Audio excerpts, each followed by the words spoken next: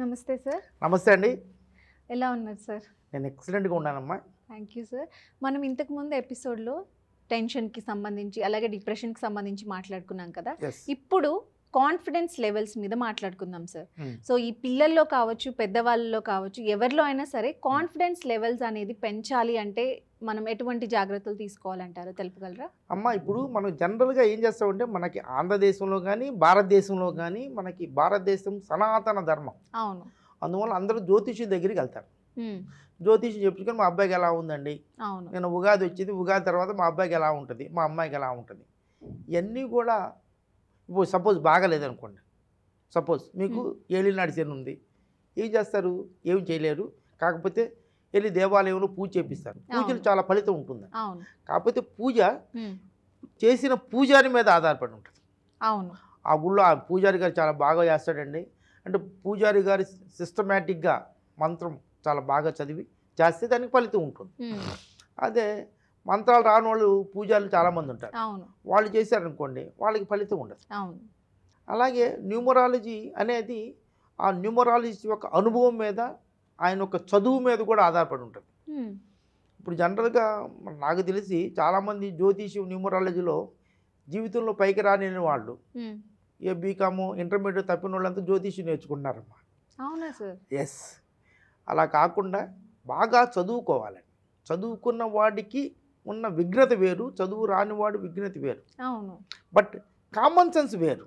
అవును. బాగా చదువుకున్న వాడికి కామన్ సెన్స్ ఉండకపోవచ్చు, అవును. కానీ ఆ సబ్జెక్ట్లో ఇప్పుడు గ్యాస్ట్రోఎంట్రాలజీ సర్జన్ ఉన్నాడు అనుకోండి, పెద్ద సర్జన్, ఆయన వెళ్ళి కూరగాయలు తీసుకురాలేడు. అవును. ఒక 100 రూపాయలు కూరగాయలు తెమ్మంటే ఆయన పుత్తులు తీసుకొస్తాడు. అవును. అంటే ఆయన కామన్ సెన్స్ ఉండదు, బట్ సబ్జెక్ట్లో మాస్టరీ ఉంటుంది. అలా సబ్జెక్ట్లో మాస్టరీ ఉన్న వాళ్ళ దగ్గరికి వెళ్ళాలి.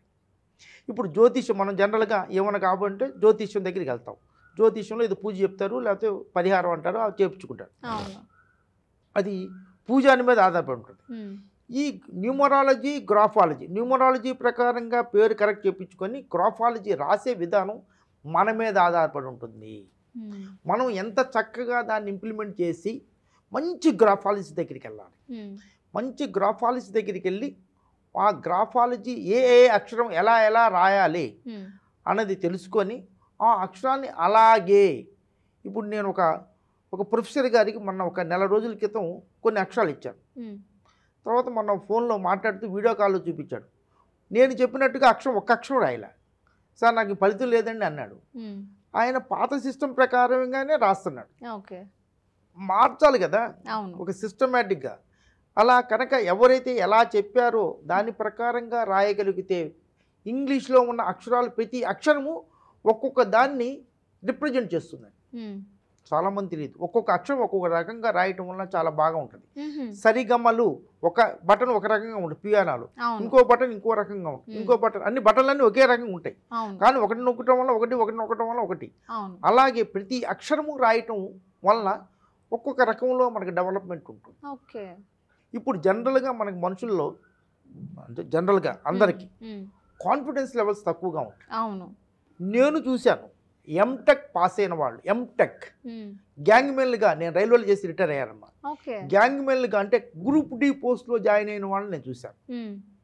కొంతమంది బీటెక్ చేసి పిహెచ్ఓడిగా ఉంటారు, civil services IRES Indian railway engineering service pass అవుతాడు, ఓన్లీ బీటెక్.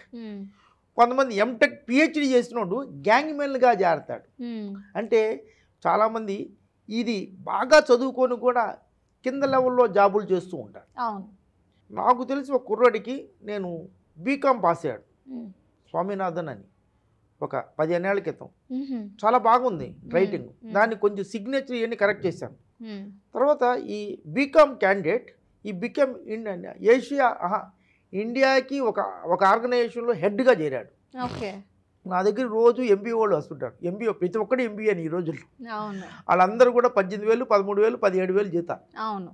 వాళ్ళలో కాన్ఫిడెన్స్ లేదు. ఈ కాన్ఫిడెన్స్ లెవెల్స్ ఎవరికైతే బిల్డప్ చేస్తారో అది చాలా చాలా చాలా ముఖ్యం. మీకు జ్యోతిష్యంలో రాదు, ఎన్ని పూజలు చేసినా, ఎన్ని పురస్కారాలు చేసినా, ఎన్ని చేసినా మీకు రాదండి. అది ఒక్క న్యూమరాలజీ ప్రకారంగా డేట్ ఆఫ్ బర్త్కి అనుగుణంగా పేరు మార్చుకుంటే దాంట్లో చాలా ఫలితం ఉంటుందండి. ఆ పేరు మార్చుకున్న పేరుని గ్రాఫాలజీ ప్రిన్సిపల్స్ ప్రకారంగా కరెక్ట్గా రాయగలిగితే, తర్వాత దాని ప్రకారంగానే సిగ్నేచర్ కూడా చేయగలిగితే, signature is the most important. నేను ఈ మధ్య సిగ్నేచర్ మార్చిన వాళ్ళందరూ కూడా చాలా బాగా ఉందని చాలా అప్రిషియేట్, అంటే నేను చెప్పుకోకూడదు, చాలామంది ఇది అవుతుంటారు. సిగ్నేచర్లో ఏముంది అని మన ఇండియన్ లెవెల్లో అందరూ కూడా పేరు కొట్టేసుకుంటుంటారు, ఏదన్నా ఈ పేరుని ఎవడన్నా కాపీ చేస్తాడేమో అని. అది అందువల్లనే మన ఇండియన్ లెవెల్లో అమెరికన్స్, రష్యన్స్, వీళ్ళంతా, జపాన్, వీళ్ళంతా క్లియర్గా రాస్తారండి. బిల్ క్లింటన్ అని రాస్తాడు. మన వాళ్ళు మాత్రమే అసలు పేరు కనపడకుండా రాసి కొట్టేసుకుంటుంటారు, ఎవరు కాపీ చేయకూడదు.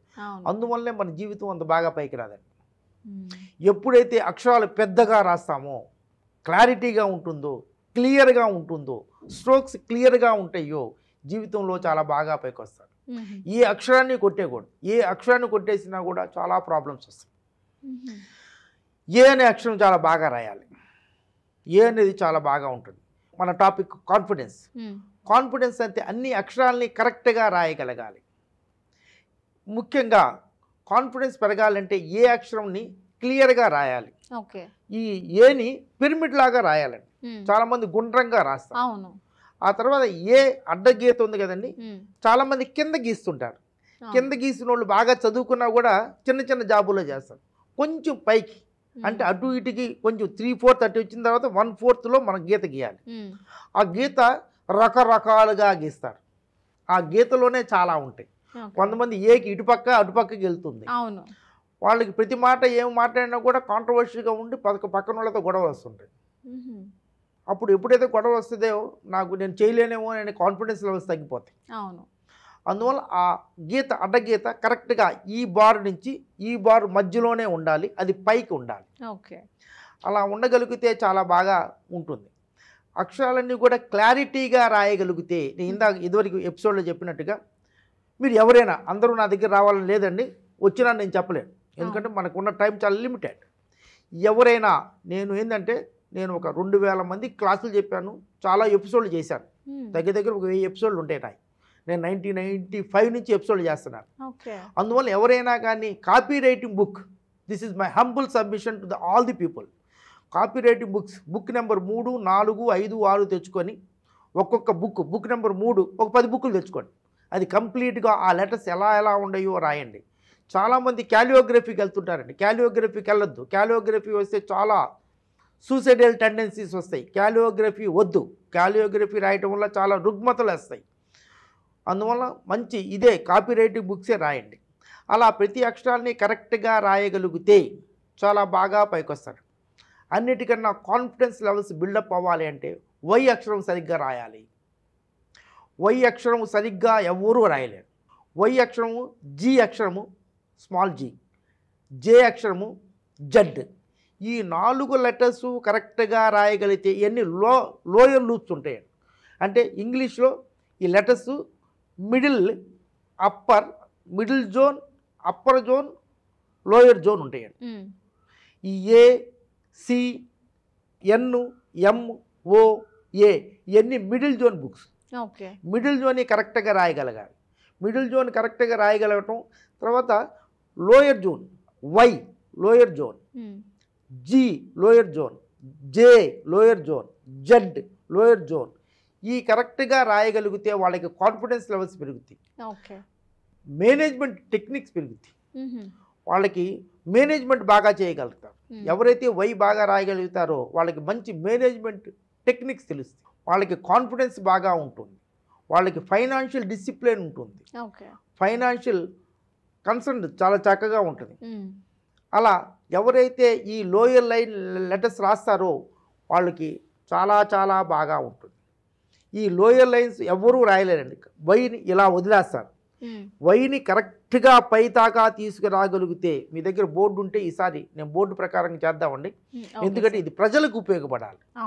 అందరూ ఉపయోగపడాలి. అందరూ నలుగురు మన ప్రోగ్రాంలో 100 మంది చేసినా కూడా బాగా డెవలప్ అయినా సరే మనకి చాలా సంతోషంగా ఉంటుంది. వాళ్ళు ఎప్పుడు మన మనసు అనుకుంటుంటారు. ఈ లోయర్ జోన్ లెటర్స్ ఎవరైతే బాగా రాసుకోగలుగుతారో వాళ్ళందరికీ కాన్ఫిడెన్స్ లెవెల్స్ పెరుగుతాయి. అలా ఎవరైతే ఈ లెటర్స్ అన్నీ క్లియర్గా రాసుకోగలిగితే, ఈ లోయర్ జోన్లు, upper zone, middle zone letter F ఒకటి ఉందండి. ఎఫ్ ఎవరైతే బాగా రాయగలుగుతారో వాళ్ళ ఫ్యామిలీ లైఫ్ బాగుంటుంది. చాలా మందికి ఫ్యామిలీ లైఫ్లో ఇబ్బందులు ఉన్నాయి. ప్రతి ఒక్కళ్ళని కెలిగితే స్టోరీలు సీరియల్స్ మన ఈటీవీ సీరియల్ కన్నా ఎక్కువగా స్టోరీస్ చెప్తారు ప్రతి ఒక్కళ్ళు. దాని గురించి ఫ్యామిలీ లైఫ్ గురించి నేను మళ్ళీ తర్వాత చెప్తానండి. ఎఫ్ ఆల్సో కింద ఎఫ్ ఎవ్వరూ రాయట్లేదండి ఈ రోజుల్లో. పర్టికులర్గా నేను చూసిన వాళ్ళల్లో చాలామందిలో ఎఫ్ సరిగ్గా రాయట్లేదు. అందువల్ల అది ఫ్యామిలీ లైఫ్ చాలా ఇబ్బంది పడుతున్నారు. కనుక దానికి కనుక ఎఫ్ కనుక కరెక్ట్గా రాసుకోగలిగితే ఎంతటి డైవర్స్ దాకా వెళ్ళిన కేసులు కూడా నేను విడివిడిగా 11 సంవత్సరాలు విడివిడిగా ఉన్న దంపతుల్ని కలపగలిగాను విత్ హ్యాండ్ రైటింగ్. మీకు చెప్తే చాలా ఎగ్జాగరేటింగ్గా ఉంటుంది. నా స్టోరీస్ అన్నీ అలాగే ఉంటాయి. చాలా మంది, నేను 45 ఏళ్ళుగా ఈ సర్వీస్లో ఉన్నానండి. ఎన్నో రకరకాల స్టోరీస్ రకరకాల వాళ్ళని నేను మార్చగలిగాను. ఇది హ్యాండ్ రైటింగ్లో నేను చాలా స్పెషలైజ్డ్ చేశాను. ముఖ్యంగా హెల్త్ అండ్ హ్యాండ్ రైటింగ్లో నేను స్పెషలైజేషన్. చాలా హెల్త్ ప్రాబ్లమ్స్ని హ్యాండ్ రైటింగ్తో చేయొచ్చు. అన్నిటికన్నా ముఖ్యం మీరు అడిగిన క్వశ్చన్ కాన్ఫిడెన్స్ ఉన్నవాడు జీవితంలో చాలా బాగా పైకి వస్తాడు.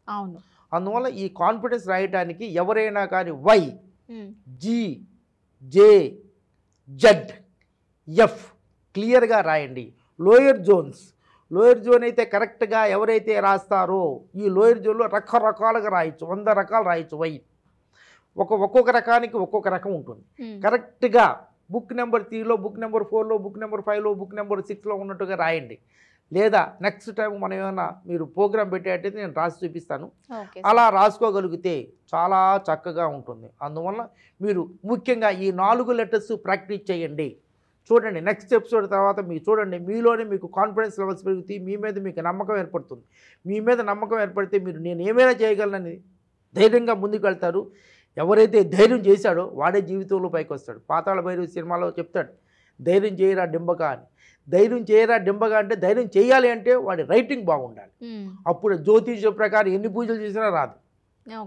న్యూమరాలజీ ప్రకారంగా కరెక్ట్ చేయించుకొని దాన్ని కరెక్ట్గా గ్రాఫాలజీ ప్రకారం చేసుకోగలిగితే ధైర్యం వస్తుంది, కాన్ఫిడెన్స్ లెవెల్స్.